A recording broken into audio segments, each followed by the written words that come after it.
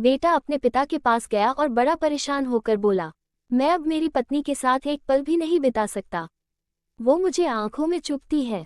कभी कभी मुझे लगता है कि मैं उसकी जान ही ले लूं, लेकिन मैं जानता हूं ऐसा करके मैं और ज्यादा मुसीबत मोल ले लूंगा।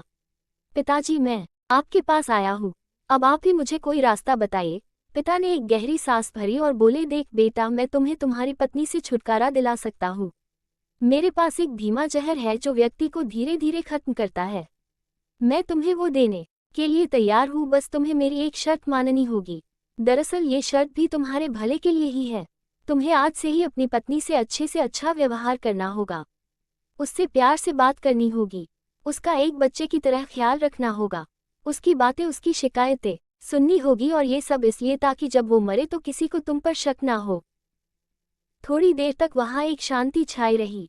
फिर पिता ने कहा कि अगर ये सारी बातें तुम्हें ठीक लगे तो उस डब्बी में वो सफ़ेद पाउडर है, उसे रोज थोड़ा थोड़ा अपनी पत्नी के खाने में डालते रहना। बेटे ने वो डब्बी उठाई और वहाँ से चला गया।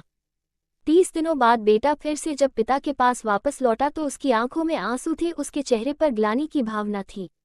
वो अपने पिता के पैरों में गिर पड़ा और बोला, पिताजी, मैं अब अपनी पत्नी को नहीं मारना चाहता। मैं उससे बहुत प्यार करता हूँ। आप उस जहर का असर खत्म हो जाए ऐसा कुछ कीजिए। पिता ने अपने बेटे को उठाया और बोला, डरो मत, उस डब्बी में सिर्फ चावल का आटा था। असली जहर तो तुम्हारे मन में था, और मैंने जो तुम्हें शर्तें बताई थी वो उस जहर का तोड़ था।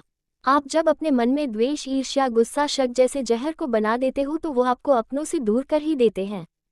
उनसे निपटने का यही तरीका है कि अपनों की बात सुनें, अपनों का ख्याल रखें, दया भाव रखें, माफ करना सीखें और ज्यादा अपेक्षा न रखें।